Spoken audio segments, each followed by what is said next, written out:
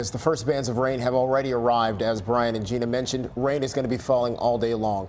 We've got Bethany Moore live in Oak Island this morning with a look at the conditions there. The sun's coming up. What can you see now, Bethany?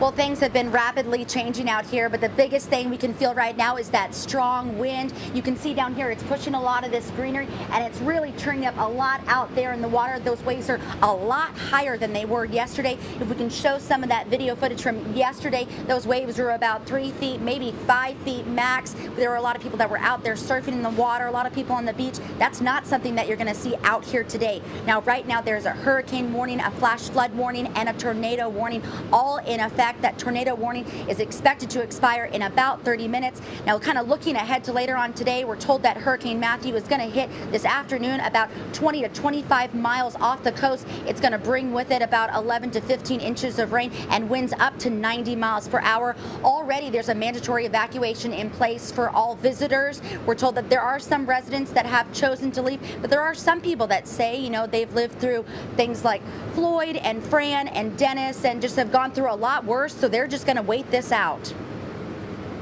It's not looking like it's going to be bad in our area.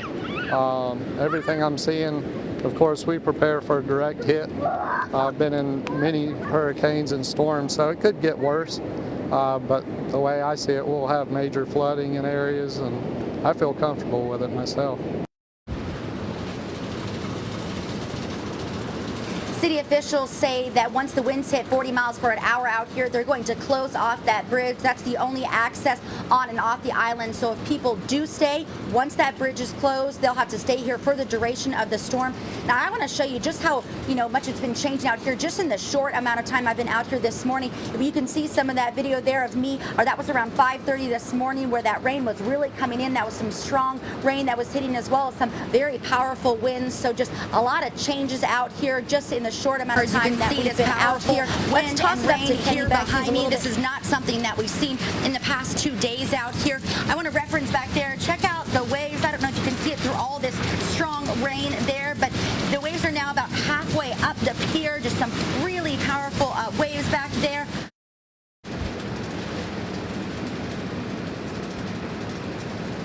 Now let's toss it a little bit further north up to Kenny Beck. He's at the Atlantic Beach up there. Kenny, what are you seeing out there right now?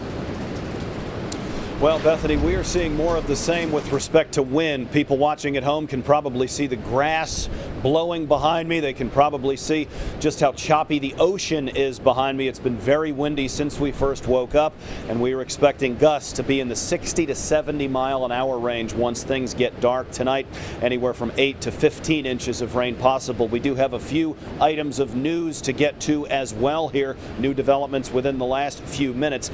Number one, as Gina mentioned a little bit ago, there is now a tornado watch in effect here for Carteret County. That is on top of the hurricane watch that was already in effect. That went into effect yesterday. That tornado watch is good until 4 o'clock this afternoon. In addition to that, we have just learned from the state's ferry service, the Department of Transportation's ferry service, the ferry from Ocracoke up to Hatteras, that will shut down. That will be shut off as of 8 o'clock this morning. They've already taken about 1,400 people, evacuees from different parts of the Outer Banks, including some folks from the Crystal Coast. Now, National Weather Service, the local branch, telling us yesterday this has the possibility, Matthew does, to create the worst flooding event for eastern North Carolina since Floyd more than 17 years ago. Flash flooding, a major concern throughout the Crystal Coast and here on Atlantic Beach. Some spots. Macon is a low-lying area. That's a major thoroughfare right through town. There's also the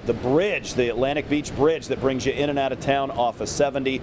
Waters underneath are there already very high, so that is an issue as well. Things we'll be keeping an eye on throughout the day. Even if we don't get a direct hit, Brian and Gina referenced the fact that this storm is perhaps tracking a little more north and east of late.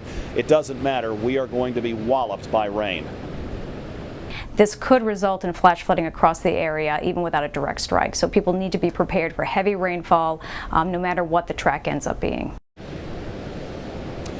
Goes without saying, but travel this weekend to the Crystal Coast, highly discouraged. Live in Atlantic Beach, Kenny Beck, WXII 12 News.